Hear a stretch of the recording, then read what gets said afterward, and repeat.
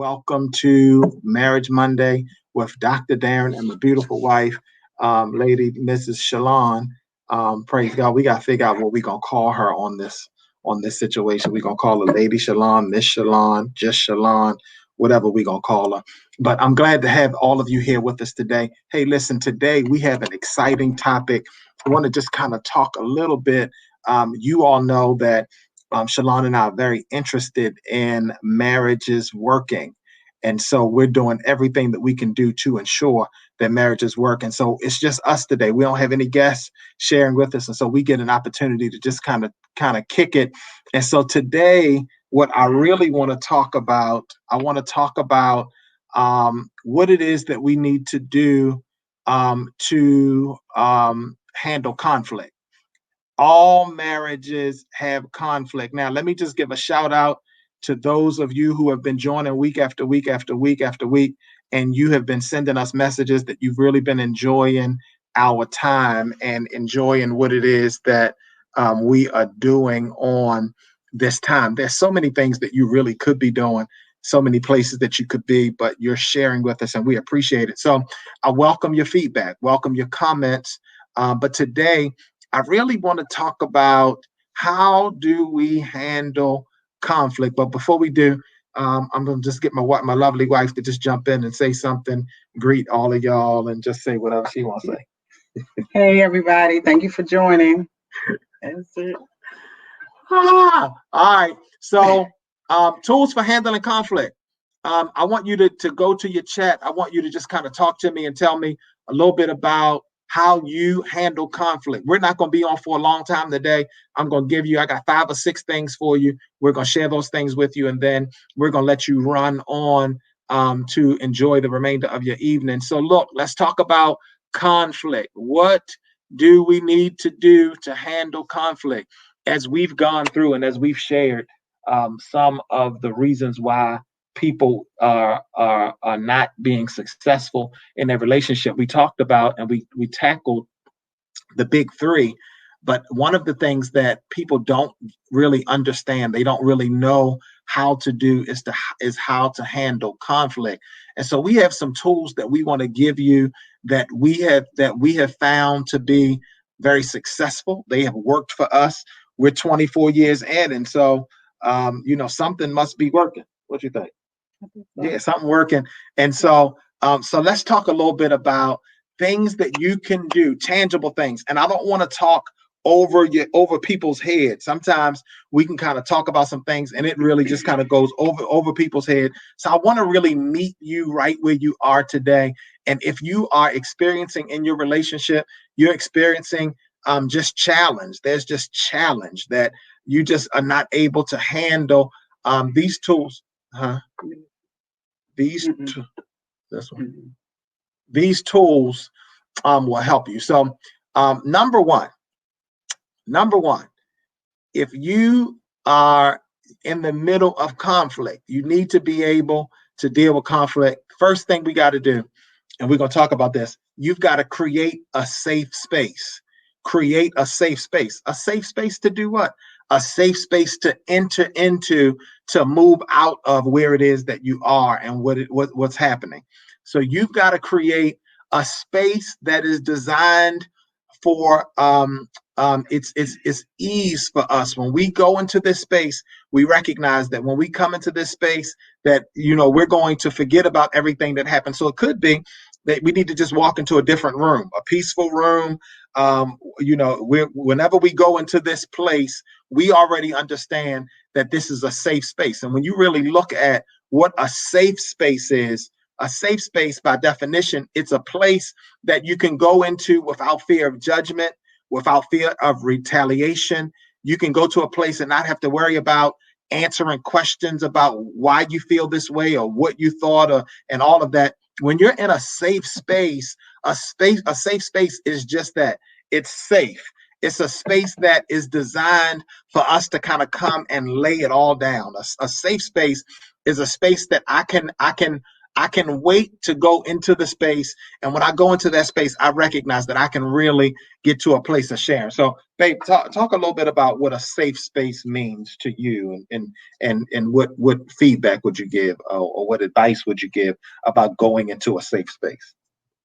I think for me, a safe space would mean a space, and not necessarily the physical space, but a space within the relationship between us where I'll feel comfortable expressing how I feel without fear of judgment, without fear of issues from the past coming back up, where I can just feel like where I can express myself openly and to be honest. That's what a safe space is for me. Excellent. And so, so the tools, I'm telling you, these are tools that have worked for us. And so sometimes when you're not taught, see, when I'm taught how to drive, every time I get in the car, I will do those things that I've been taught. What we found is a lot of people have not been taught. We were taught how to tie up our shoe. We were taught how to get dressed, how to tie, a double Windsor. We were taught how to, women were taught how to put makeup on, and how, but nobody really sat down and taught you how to be successful in your relationship. And so a safe space, we're going to enter to that place. It's a place where we come and we talk about our issues, but I want to encourage you not to only talk about what's wrong. Talk about the positive things too. Talk about what's actually happening, what's going great, what's going well, what's going wonderful. But then I want to really kind of talk about what's on my heart. I want to kind of talk about what, and remember, in that safe space, it's a place for me to be open and be honest. And so I want to encourage you, find a space in your house, whether it's in the car. Sometimes you might be heated in the house and you need to get away from the house, and you might need to get in the car and just decide, we're going to jump into the car. And when we get in the car, this is going to be our safe space. We can really feel. And then when we leave the space, we're not going to, we're going to remember as we move forward that we were in a safe space and that we agreed. Remember, that word agreement will continue to come up time after time after time, that in order for me to be married and to really gel in my relationship, there has to be some agreement. And we talked a little bit about that. So safe space, I got to create that. But then number two, you have to be calm and respectful and be able to embrace those difficult conversations. And when we talk about that, we have to remember that we can't cross the line. And that just goes back to what I said before, in creating a safe space where your partner won't feel like they can't come to you and be honest, because of what you might say and what you might bring up.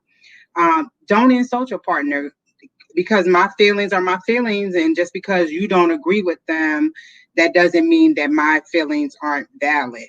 So be careful not to insult your partner, especially when they're opening themselves up and exposing their vulnerability in expressing how they really feel. And that goes back to our whole conversation that we had about communication and how important communication is. And then if it gets to the point where the conversation takes a turn to the left, and it becomes very heated and aggressive, maybe you need to consider, is this really a good relationship? At this point, is it abusive? Am I being verbally abused because I feel like I need to express how I feel? And see, that kind of stuff is what lends to people not sharing, which eventually causes shutdown and further problems in a relationship.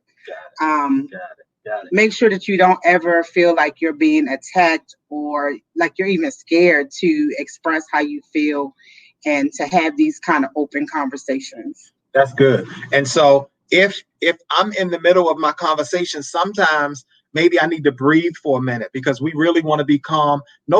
Because remember, we agreed initially that we're going to go into a safe space. And when I'm in a safe space, you ought not be yelling and screaming and acting a fool with me. No, let's pause for a minute and let's remember that, that's what we used to do. That's what we did when we were in the house. But now that we're in this safe space, we've agreed that we're really going to be able to talk, and we're going to really be able to get some things to get my point across. And one of the things that you got to do, you got to remember that, you know what, I can get my point across by just talking like this. I don't have to yell, holler, and scream, you made me mad. No, I don't have to do any of that. I can really talk like this and say, you know what, I really want to get to the end of this. And so I'm going to be calm. I'm going to be respectful. I'm really going to embrace, in the time in which we're living right now, where we find ourselves as a society, we're living in the middle of a pandemic and an epidemic. And so we are having to have the difficult conversations. And so I want to embrace that, and I articulate that, we're getting ready to have a conversation that I'm finding to be very difficult. I'm rather uncomfortable about having this conversation, but it's a conversation that we really need to have. And so let's just both take a deep breath and let's just go for it. Let's have the conversation. All right. Number three, any feedback? Are we getting any feedback? Are they quiet tonight? All right. Number three, we want to quickly get to the main point. Do not spend a whole bunch of time beating around the bush. If I know that we got to go there, then you know what? Let's just go ahead and go there. Let's, after I come and I celebrate the fact that, you look really good. Oh, you smell good. Oh, things are great. Because remember, we talked about, we don't want to just talk about all of the stuff that's wrong. And so I want to, but after I go through all of the preliminaries, I want to just be able to just use, some keywords and some entry patterns to just kind of enter right in, to kind of glide us right from where we were into that conversation. And I want to quickly get to the main point so that I'm able to deal with it so that we can move forward. And getting to the main point, I have to decide that I'm not going to sweat the small stuff, that I'm going to hit the situation, head on, with an understanding that I want to bring resolve. I want to fix stuff. I want to resolve things.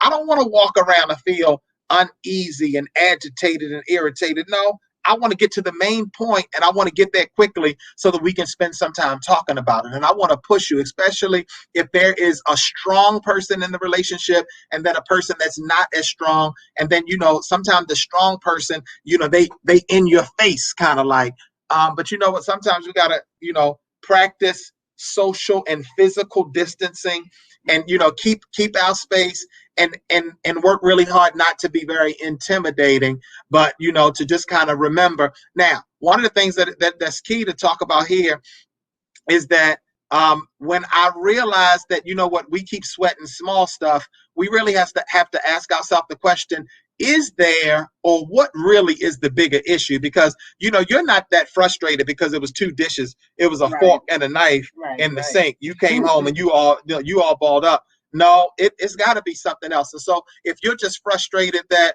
I made salmon and you like the salmon medium, but it was a little medium well, and you throw a hissy fit, no, it's really normally it's a bigger issue.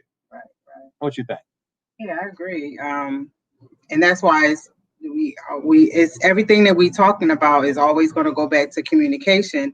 You can't allow stuff to just build and build and build, because then it's going to eventually explode. Right. And that is when it's not good.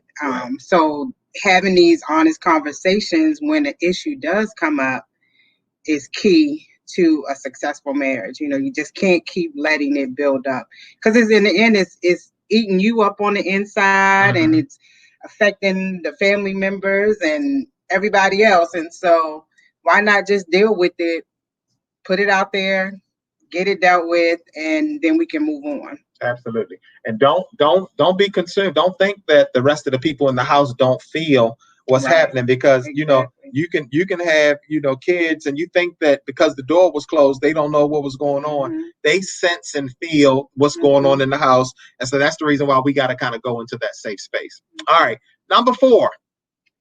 So we need to always remember that we need to find some middle ground in our relationship.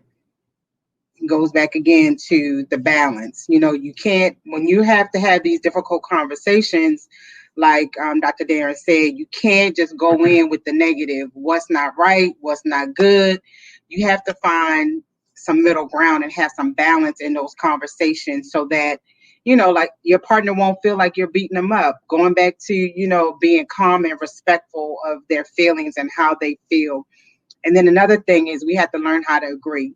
A married couple should never go to bed or make a decision in a relationship or a conversation that you're having. We're just going to agree to disagree. Disagreement is not the way to go. We can't. That's not even possible. How are we going to agree to disagree? Right. That's just leaving stuff lingering, and that's how it leads us to those explosive situations where there's no resolve for anything. Right. And so we have to learn how to agree. Absolutely. Mm-hmm. Absolutely. You want to say anything else? No. Okay, that was good. Mm-hmm. You good there? Okay, very good. Okay. All right, number 5. Determine if the issue is squashed.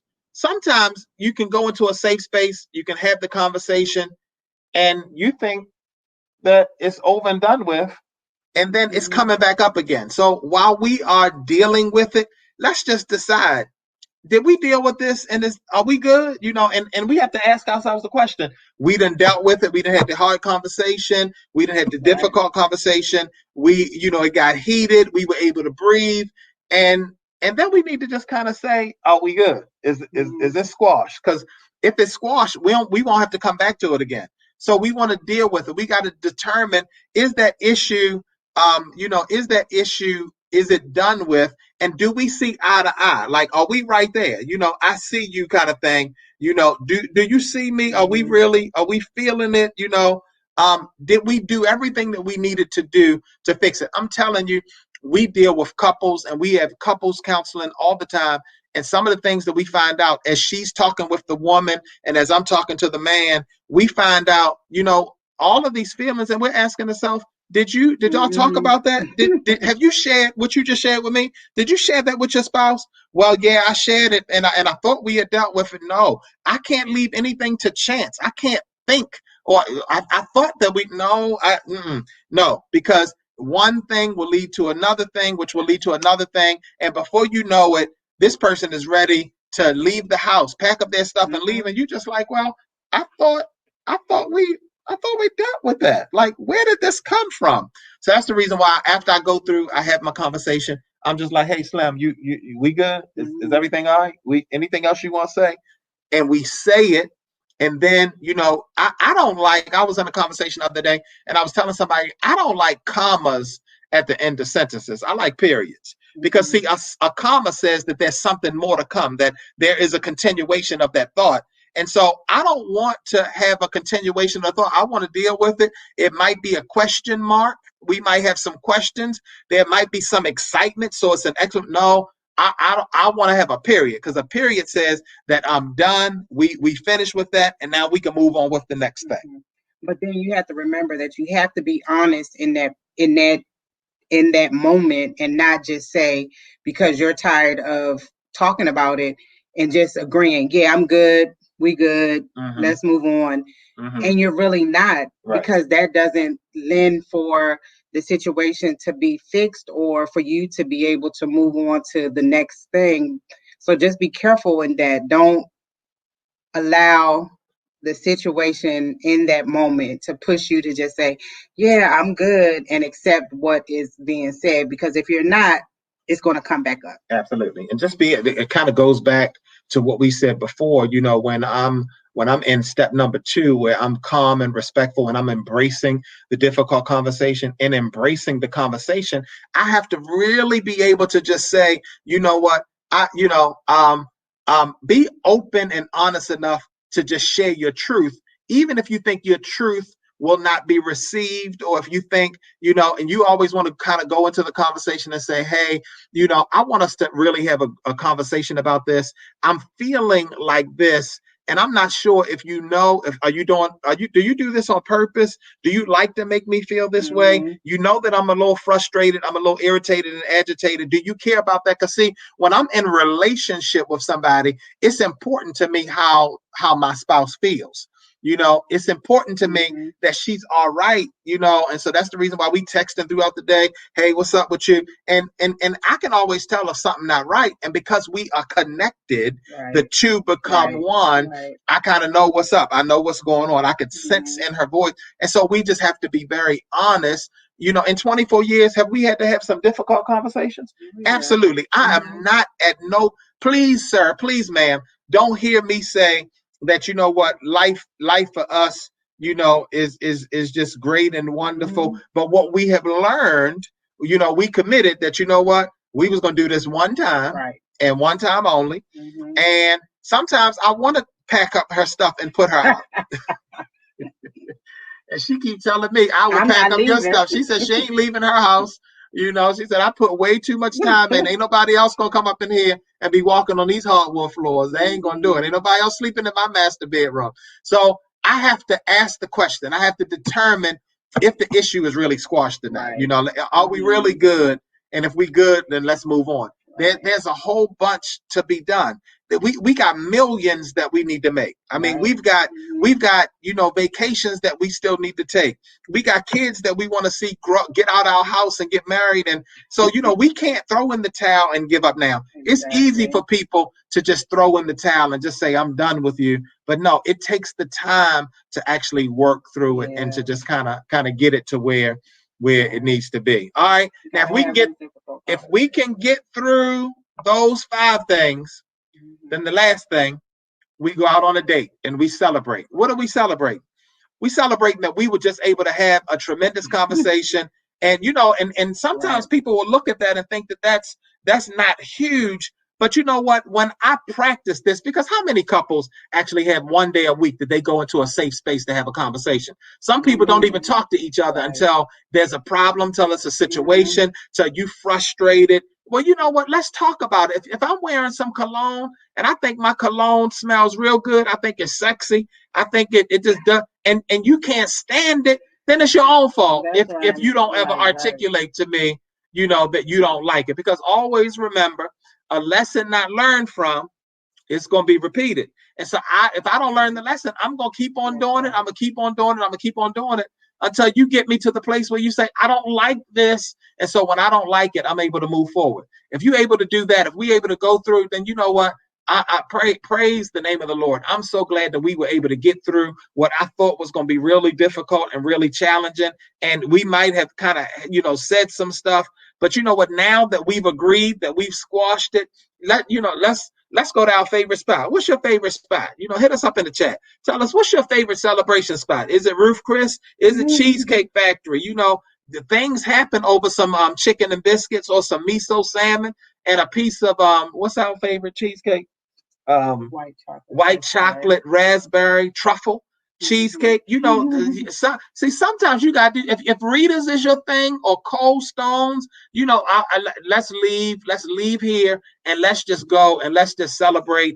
And hopefully what I'm celebrating is that, this is the start to something great. Like once you start communicating and you got that thing down pat, then, it's contagious. It's just like other people will be able to see you. And we love talking to other couples and sharing with them, how it is that we've been able to just kind of do what it is that we're able to do.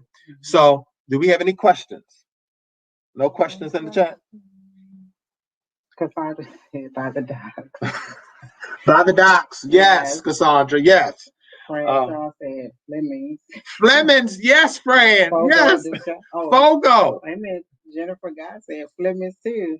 We need to hang out with y'all there. We need to go to Flemings. I don't even know if Flemings is open, but let's get to the place where we're able to celebrate. Now, how often should we be celebrating? If we need to celebrate, something big once a week, then let's hit Flemings once a week. Let's hit Fogo. Let's hit whatever. But I want to celebrate. Bring the joy back to the relationship. And, and don't nobody want to walk around with no frowned up person all the time. Right. Don't nobody want to be frowned up, bent over, late. No, let's just decide that, we're going to live our best life. See, I'm looking for some people that's just determined, you got some stuff with you, but you know what? I love you enough to work with you through those issues. See, the easy part is just to throw in the towel. The work comes. And when you got married, didn't somebody tell you that it was going to be some work, that you was going to have to put some work in?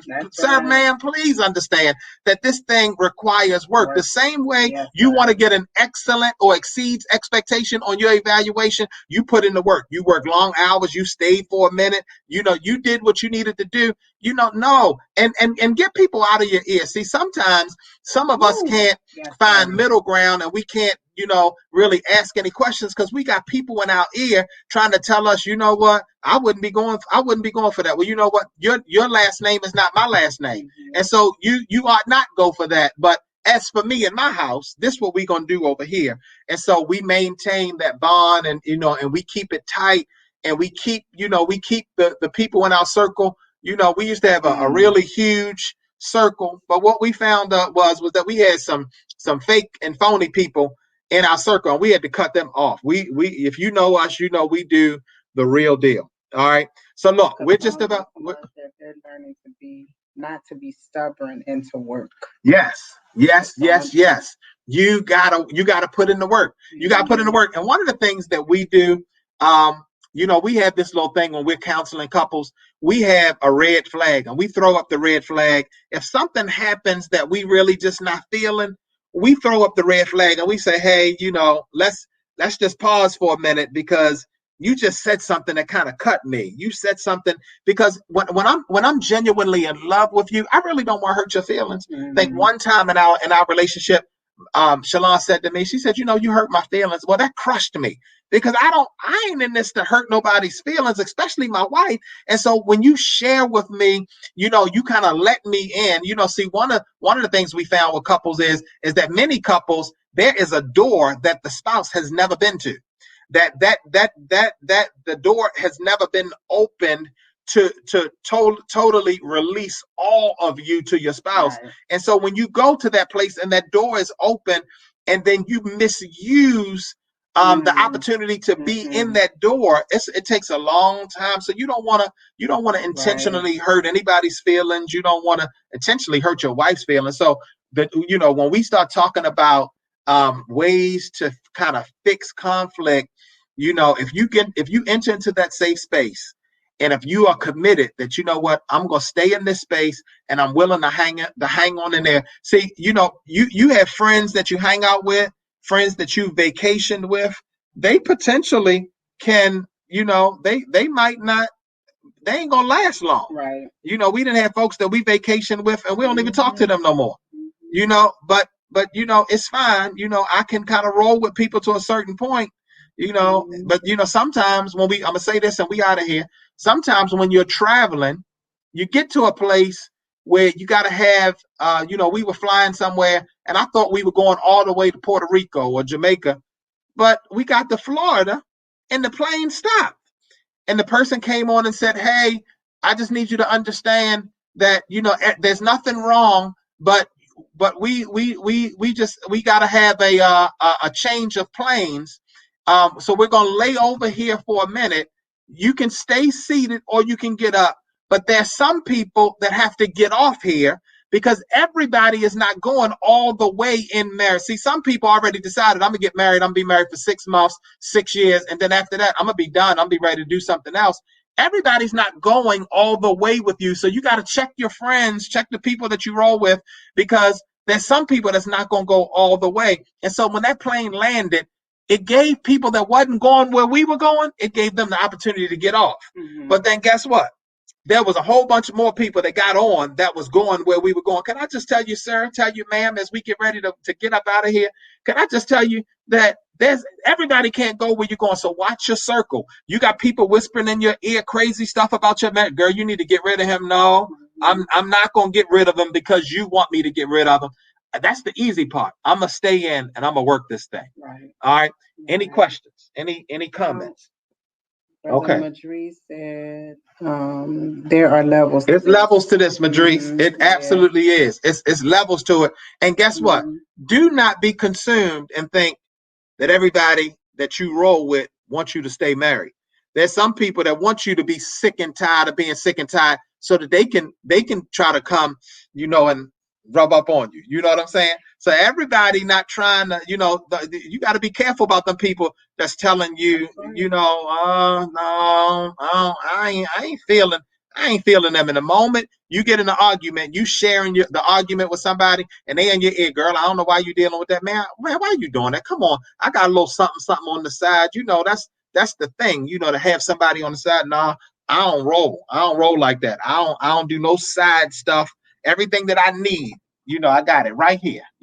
All that I need, I got it right here. So look, we're done. I just wanted to say, one of the other things that we've learned over the years is that you have to surround yourself with people who already have the type of relationship and marriage that you're striving for. Yes. The word says is, that you have to be followers of those who through faith and patience have inherited the promise.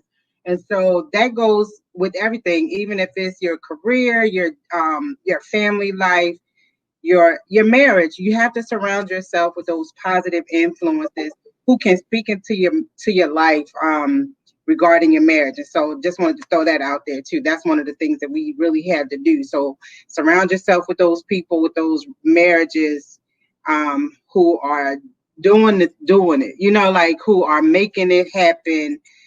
So just keep that in your head. Yeah, absolutely. Keep that in your head, and don't let other people get in your ear and mess with your heart and push your legs to do something that you're not trying to do.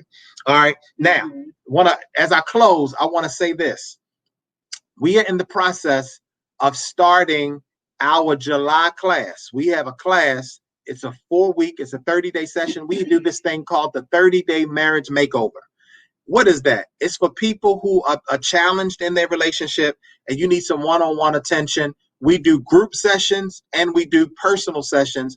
And so we would love to have a conversation with you if you are finding that you need some attention, that your relationship could handle. There's 16 things that we teach in a period of 4 weeks, and we teach those things in the privacy of your own home. We do internet-based. We bring you in Google Hangout.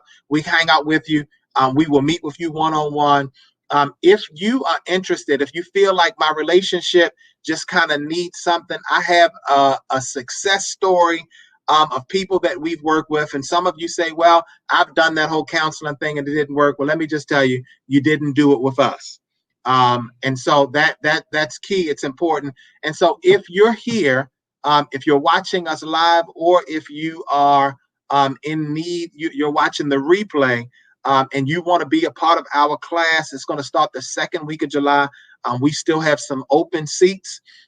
We can have a one-on-one conversation with you if you would simply inbox us, or if you would email, hello@DrDerren.com. Hello@DrDerren.com.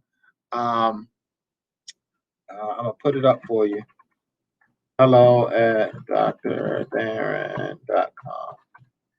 Hello@DrDerren.com. If you would send an email to hello@DrDerren.com and just say, hey, my husband and I need something. I'm going to call you. We're going to have a one-on-one. I'm going to talk to you about what your goals are. I'm going to kind of assess where it is that you are. And I'll tell you if our program will be able to help you. I'll tell you, out of the hundreds of people that have gone through our class, the percentage of those that we were not able to help was very small, probably 2% out of all of the people that we've helped. We've helped people to have tremendous marriages, and that is, in fact, what we would love to do with you. So if you're finding that, we don't agree on nothing, we've kind of talked about separating, I want you to know that that is not the will of God for your life, that your marriage end in divorce. We come against marriages ending in divorce. Give us an opportunity to work with you and help you to make it through that. So that's all. Do we have any questions? Nope. All right, y'all. Hey, let me just tell you, thank you so much for sharing with us tonight. You have been viewing DrDerren.com Marriage Monday with Dr. Derren and Lady Shalon. We're so happy that you came. Thank you so much for coming. We will be right back here again on next week, same time, same place, with some more nuggets to help you in your relationship. Have yourselves a fantastic week. Bye Good bye. night.